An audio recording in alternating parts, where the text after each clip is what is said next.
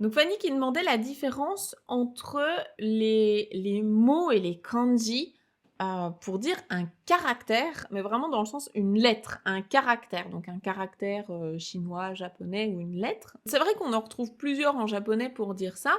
On a le ji qu'on a dans kanji, hein, tout simplement. On a le bun et on a le mot moji. Donc, je vais essayer d'expliquer tout ça, même si globalement, ils vont tous se traduire un petit peu par lettre, caractère, hein. Ça reste des synonymes, mais on va les voir dans des contextes différents. Donc déjà, je vous propose de parler de di, parce que je pense que c'est le premier que vous croisez en japonais, notamment dans le mot kanji. Donc un kanji, littéralement, qu'est-ce que c'est? Di, c'est le caractère, la lettre, et le kan, en fait, ça désigne une dynastie chinoise. Donc du coup, ce sont des caractères qui viennent de Chine, des caractères de cette dynastie chinoise. Ça a donné le mot kanji en japonais pour les caractères chinois, que vous connaissez normalement. Ji, on peut l'utiliser tout seul dans certains contextes. Par exemple, si on dit que quelqu'un écrit bien, a une belle écriture, on va dire ji ga jouzu. Ji ga jouzu desu. Donc quelqu'un qui est doué, qui est habile, qui est bon en caractère, en lettres. Alors, à l'inverse, hein, si quelqu'un écrit vraiment très mal ou n'arrive pas trop à écrire, on va dire donc ji ga heta desu.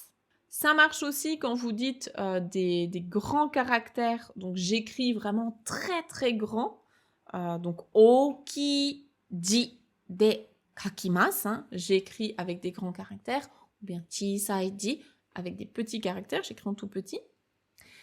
Et également, si vous voyez des caractères, des lettres qui sont vraiment, c'est illisible, vous n'arrivez pas du tout à lire ce qu'il y a marqué, vous pouvez dire yominikui ji. Donc des caractères difficiles à lire, qui sont illisibles, qui sont très durs à lire. Donc ji, on va le voir dans ces contextes-là, et puis après dans des mots composés aussi, comme kanji. De l'autre côté, on a le caractère bun. Alors, bun, lui, il va plutôt désigner, quand il est tout seul, une phrase ou bien un écrit, donc quelque chose d'un peu plus long. Ça va pas juste être un caractère en général. On va le voir, par exemple, quand on parle d'une phrase, hein, traduire une phrase, ou bien écrire une phrase, ou lire une phrase.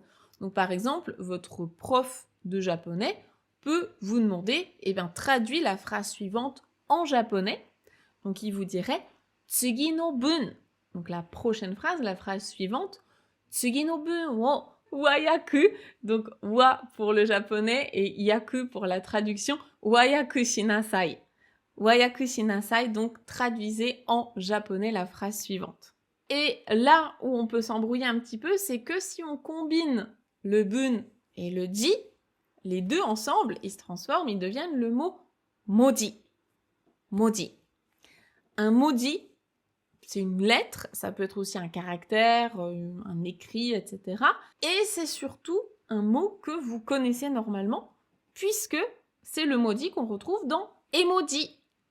Et oui, les petits smileys qu'on a sur nos téléphones, les emojis, c'est un mot japonais.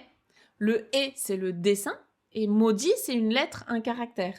Donc emoji, ça veut bien dire des pictogrammes, en fait, hein, des caractères qui sont des images. On va le retrouver aussi dans le mot kaomoji. Je ne sais pas si c'est un mot que vous connaissez, un terme.